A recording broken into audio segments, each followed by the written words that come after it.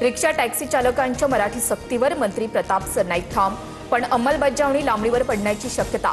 मराठी शिकण्यास मुदतवाढीबाबत उद्या निर्णय, संघटनांनी मागितली 6 महिन्यांची मुदत।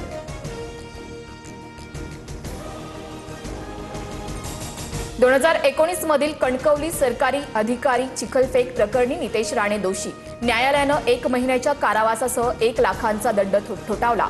नितेश राणे उच्च न्यायालयामध्ये धाव घेणार।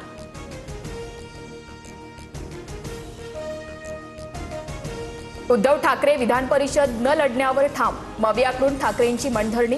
ठाकरे उमेदवार असल्यास निवडणूक बिनविरोध, अर्ज भरण्यासाठी अवघे 3 दिवस बाकी।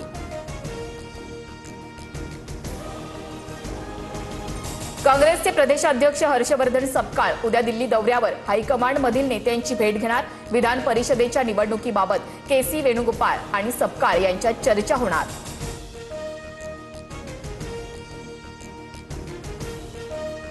प्रहार पक्ष शिवसेनेत विलीन करा आणि विधान परिषदेवर जा, उपमुख्यमंत्री शिंदेंची बच्चू कडूंना ऑफर।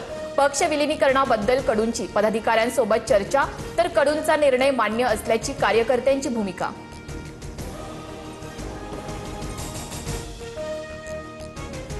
केईएम नाव बदलाऐवजी सुविधांवर भर द्या, किशोरी पेडणेकरांची मागणी।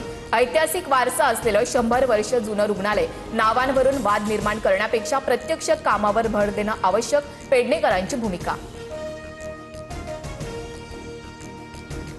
सीएसएमटीहून सोलापूरला जाणाऱ्या वंदे भारत ट्रेनचा डबा रुळावरून घसरला। पुणे स्थानकावरील घटना, सर्व प्रवासी सुखरूप।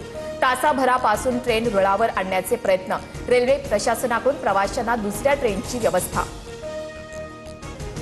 बीएमसीच्या के पूर्वचा वॉर्ड अधिकारी विक्रोळी पोलिसांच्या अटकेत, लग्नाचं आमिष दाखवून तरुणीवर वारंवार अत्याचार केल्याचा नितीन शुक्लावर आरोप, उद्या कोर्टात हजर करणार। देशातील सर्वात उष्ण 15 शहरात महाराष्ट्रातील 3 शहरं, राजस्थानपेक्षा महाराष्ट्रात सर्वाधिक तापमान, आतापर्यंत उष्माघाताचे 10 बळी।